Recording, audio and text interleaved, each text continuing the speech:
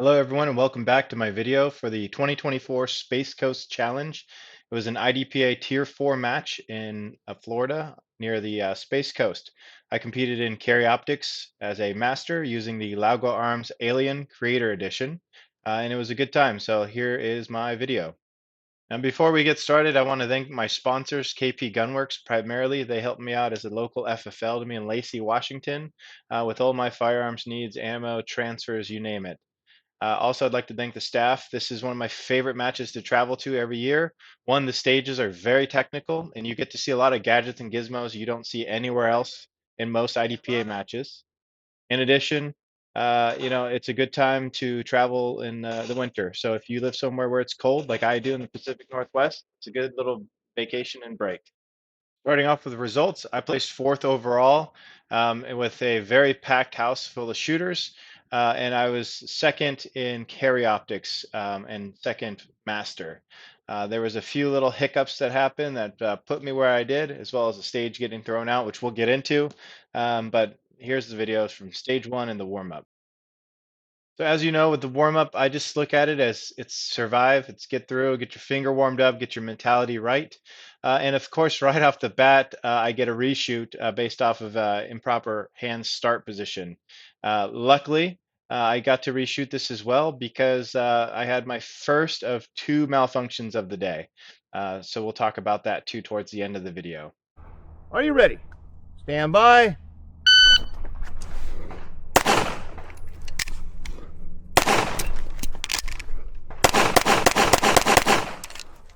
All right, if you're finished, when you're ready, stand by.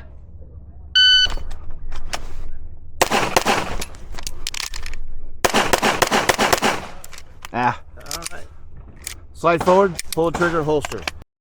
Okay, my squad started on stage 8. Very straightforward stage. It was the first 3 targets were shoot them freestyle, and then the rest was strong hand only.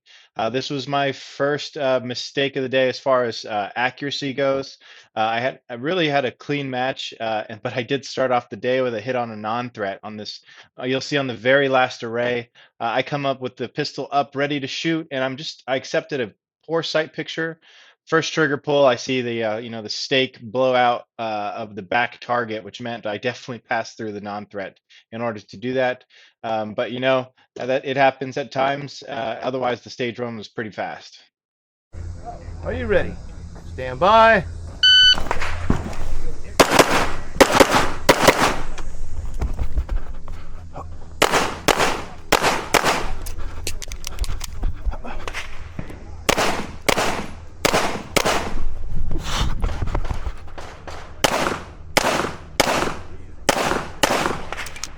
If you're finished. Stage 9, or my second stage of the day, this was another straightforward stage that required a quick movement. My time overall was pretty quick. However, you'll see I got a little squirrely on position to cover too. Bad left leg. I had an uneven, foot base. I got a little wobbly there, but otherwise, this was a relatively quick run. I was down 2 on this one. Are you ready? Yep. Stand by.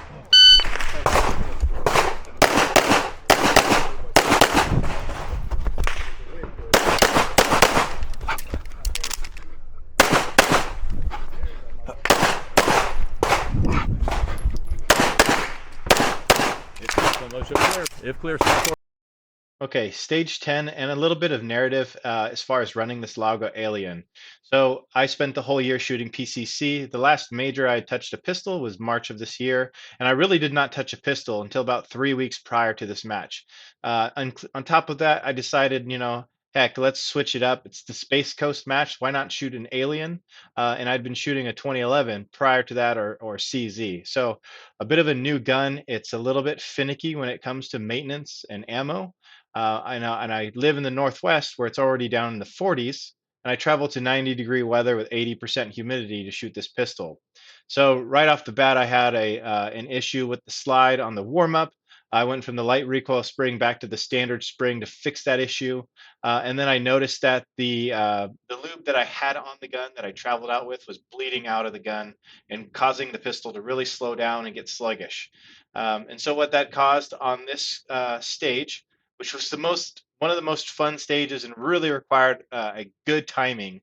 I rushed and kind of limp wristed the draw, which caused a pretty significant FTF. And really it was like a double feed. I had to strip the magazine out and unjam two bullets that were stuck kind of in the chamber.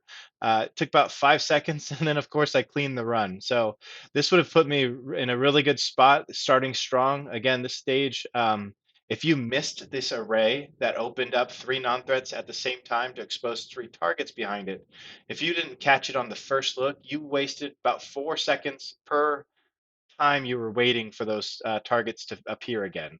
So I cleaned the stage, I got it all on the first look, but that first error cost me about 5, 6 seconds to clear. Bye.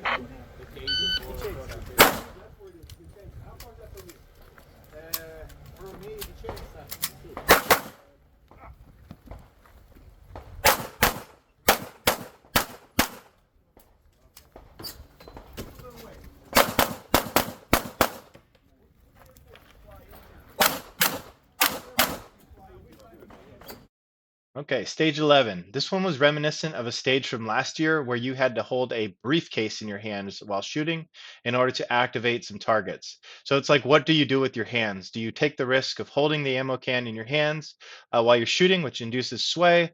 Do you stuff it between your legs and waddle, which I saw some people do? Do you throw it behind you, which I saw some people do? It was really risk it. So this one, as I'm getting ready, the RO notices me wiping down the handle of the ammo can, and he kind of jokingly asked me if I was a germaphobe. Well, I was wiping it down with a bunch of hand sanitizer because I decided to use my mouth as a tool to hold the ammo can. The only problem it caused, and you see off the draw, is I had to bow and flare out my elbows, which messed up my whole index. And I was like, "Where's the dot?" Because again, you never typically hold a pistol like that. But otherwise, this was a fun run. My big issue was I was really quick on the first shot and what I called in the first turner in that back left corner, and I put one right in the down three. So otherwise, this run was pretty fast, pretty efficient, with just a mistake on accuracy. So enjoy. Are you ready? Stand by.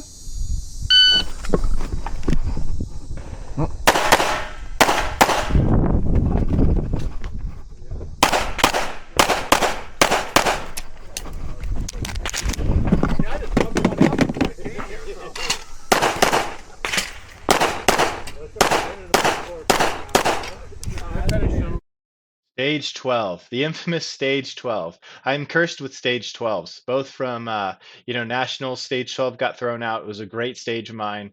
And then this stage 12, this was a break it for many people, and it kind of made and solidified my match, at least at the end of day one. It's a 30-yard standard. It was limited. It was two, shoot two, two, two, with non-threats in between, reload, and shoot two, two, two. Most folks were, with penalties down into the 30 seconds, and my run was a 15 down two. Unfortunately, due to inconsistent start positions, which in my opinion did not really affect the outcome of the stage, they tossed it. And it caused a big flop over the top several spots, because, like I said, several people really, really got crushed by the stage with penalties and mics at 30 yards. Me being a bullseye shooter, I look forward to long standards. I shot bullseye for a long time, so any sort of distance, I know that's a time where I can really pull ahead and make some ground up from the movement stages. Are you ready? Stand by.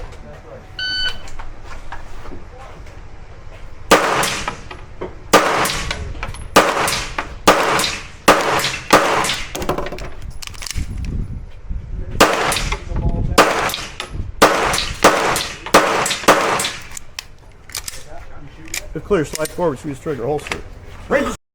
Now, stage one, which was at the end of my day one of shooting, this was my only overall win, stage win for the match. And I really liked that, this of any of them was my overall win. It did have a very, very dynamic non-threat swinger through the door. And also, they kind of limited your options of how to game these swingers by not allowing you to cross through the door threshold. Initially I wanted to engage the targets and then charge through that door. They said that was a no-go. So I had to make my shots count, make sure I didn't put a hole through the non-threat, which many, many folks did. and not make any mistakes in waiting for another appearance. So enjoy this one. Are you ready? Stand by.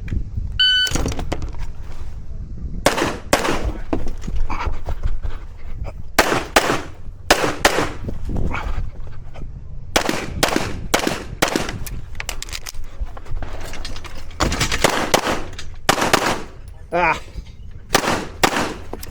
If you're finished on the Okay, started the day 2 on stage 2. And again, this was a stage where you kind of had some options to pick. My idea here was I wanted to eliminate POC 1 by essentially engaging that target as quickly as possible. The only mistake that I really made here, and seeing some of my friends that shot this very fast, our times and plans were kind of a wash. The differentiator was when you engaged the swinger, and where your reload was. So what I should have done is not cut the angle off as much, moving into POC 3, so I could have shot that static on my way in and hit my reload. Instead, I tried to cut the corner, shot the static flat-footed, which caused a flat-footed reload, and I kind of hit that swinger on the other side of its lull time, and wasted maybe 2 seconds doing that. But otherwise, a good run and a fun stage. Are you ready? Stand by.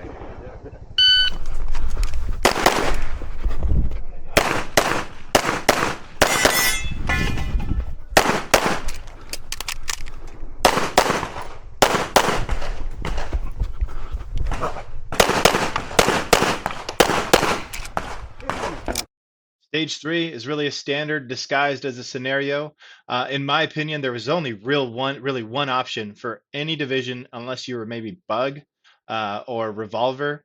Based on the distance, you had the option to either come to the front left corner and shoot everything static, which put you at, I think, 25, almost 30-yard shots on the last arrays. They were all very open. The non-threats really weren't a problem. Or you could basically go position to position. However, that from those angles, the non-threats kind of obscured your targets, and they were at such a distance that it really wasn't worth, going from position to position and running, because you couldn't really shoot the targets fast enough to make up for just standing and shooting. So this one was pretty nice. I dropped a few points down on the backside, but otherwise it was a pretty fast run. One thing you'll see is the Stand alien really by. shines on these distance stages, like 12 and this stage. Dot really does not leave you down 0, and it lets you shoot a pretty consistent cadence from 7 all the way to 25 plus. It's just a really sweet time to shoot distance-wise and accuracy. Stage 4 is one of those stages that I really enjoyed, but it also shows you an IDPA where your hand position and reading the rules and understanding the description can help you. So your hands just had to say, they had to start on top of the gun case. Well, on top is pretty arbitrary, and do you have to grab the corners where the box can kind of flail and bend and twist and mess up your draw, or do you just want to have it as close to the handle as possible? So knowing that and going into a stage like this, you can kind of plan to be a little more efficient. Now, I wasn't efficient leaving the first position and forgetting my mags, but hey, you can't win them all. Are you ready? Stand by.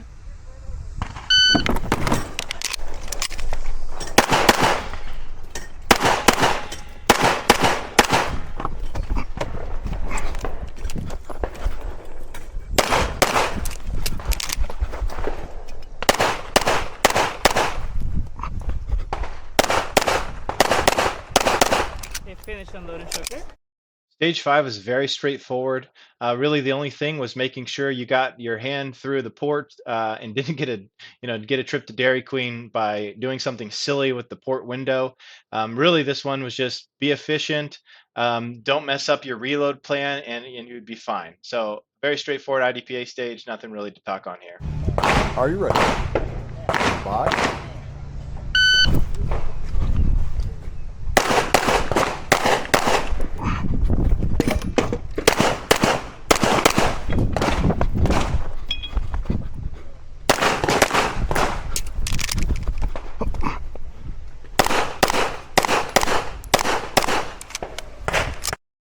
Stage 6.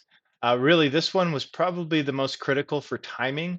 other than the stage I had on day one with the malfunction. This one, you had to grab your gun, get it up and presented, shoot some statics, activate a pretty cool slider, reload and get on the ground for two out and ins that were on like variable timers. On top of that, you'll see that they had put tarp over the area where you had to get underneath. And so that really messed with what you're able to see in your sight picture and how you typically would hold the gun. So also being a larger guy, my thoughts were, how do I get under there and still aim my pistol and be able to see everything? So I messed up the timing there pretty good. It cost me several seconds. On top of that, I waited for a second look on the left out and in and made up a down zero with a down zero. It was just a bad call. I felt like I had a mic and it was basically a double right on top of each other in the down zero. And then of course the makeup shot was a down one.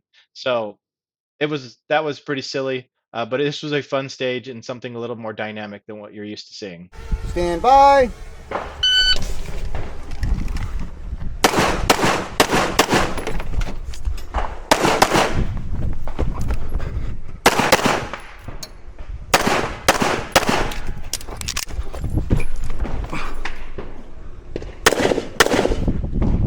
Ah.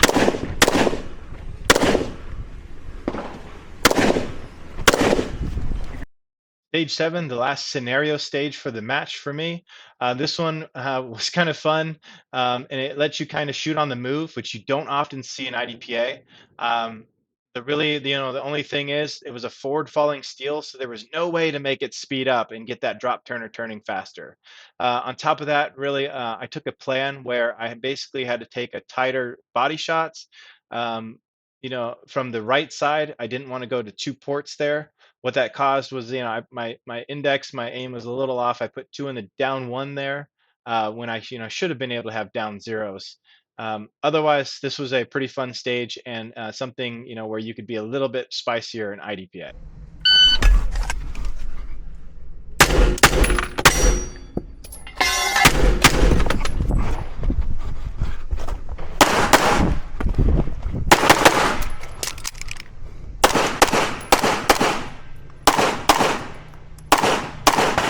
You're finished. Unload. Last stage of the match, the cool down. This was a limited, strong hand only, then weak hand only stage.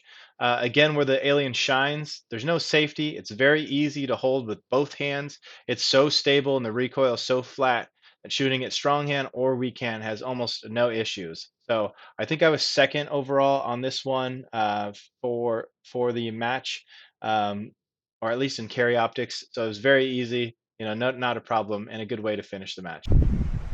Are you ready? Stand by.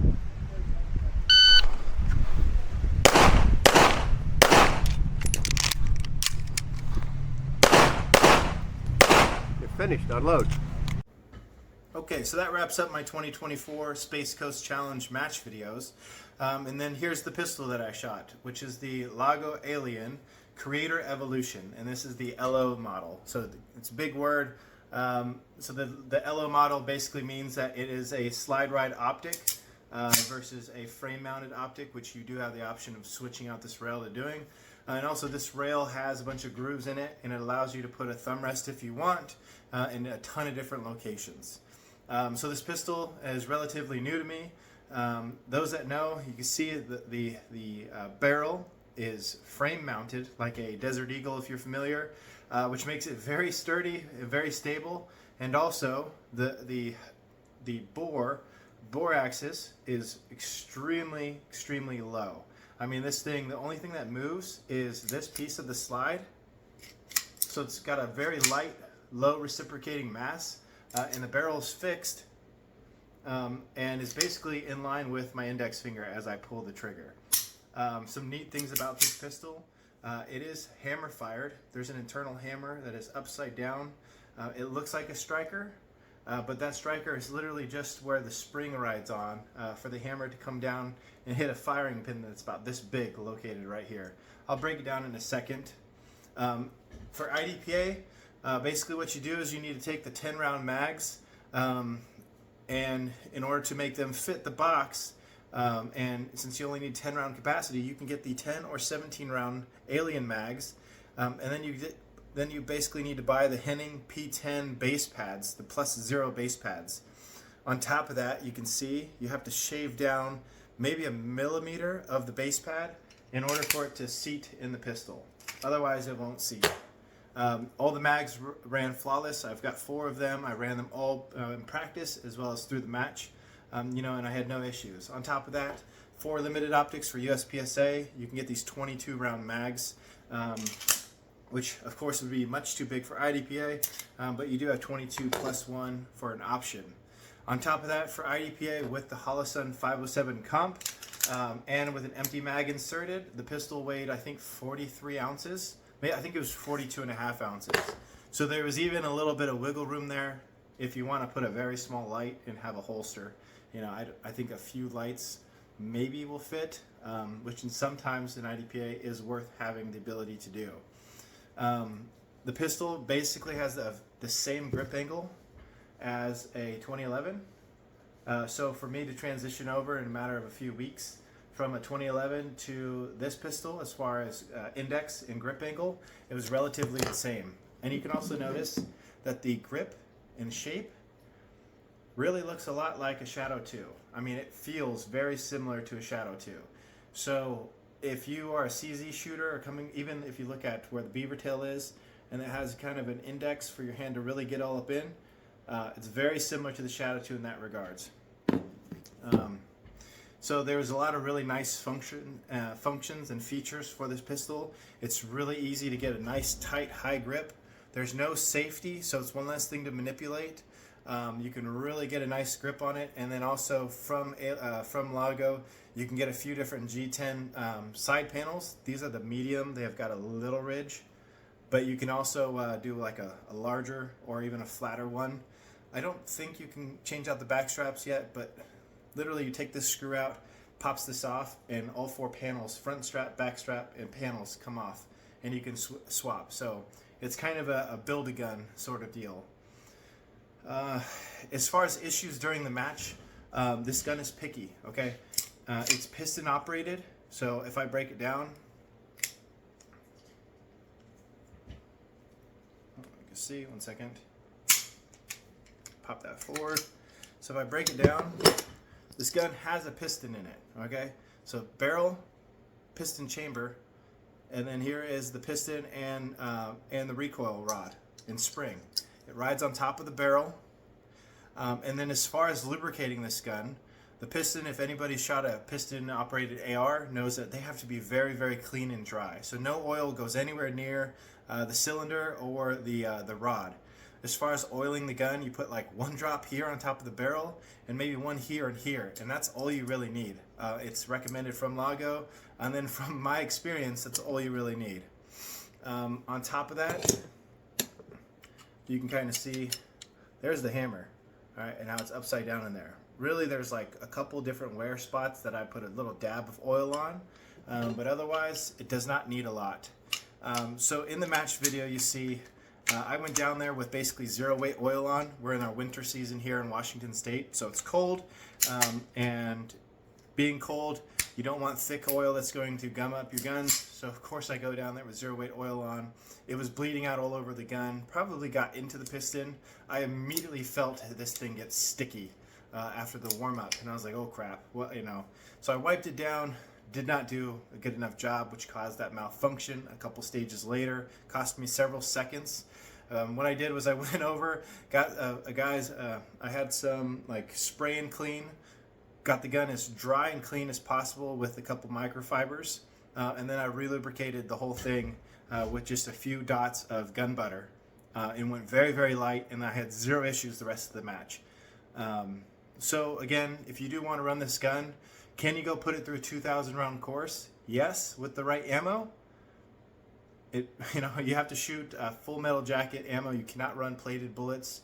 You can't run ammo that has like exposed lead bases or dirty powder. So like Blazer, no. Like really for factory, you can run SNB and PMC. PMC is what I ran for the match, PMC 115s. It likes light, fast ammo and the 130s power factor, mid 130s, in order to cycle that piston. Well, I keep shooting it 100%. It's production optics legal for IPSC. It's limited optics legal for USPSA, and it's carry optics legal for IDPA. The gun is probably the most accurate, just easy to shoot pistol for distance. I mean, this thing, when I was shooting, I'm telling you, the dot was not moving at all. So that was a really cool piece of it. The trigger stock is 3 pounds 8 ounces. Another qualm that I have, or con with this pistol, if you want the trigger to be lighter, they have a 2-pound option. It's going to cost you $500 because you have to replace this whole top slide. You can no longer do this spring swap that you could on the older aliens. So 3 pounds 8 ounces, is that competitive? Sure. Can it be better? You know, of course. But it's just a matter of personal preference. You know, my other primary pistol is this Atlas Artemis, you know, and this thing is 18 ounces. So it's a big adjustment for me going from that heavy, or this light of a trigger, to a heavier trigger, as well as my PCC is about 1.5 pounds trigger. So again, I'm very happy with the pistol and how it performed.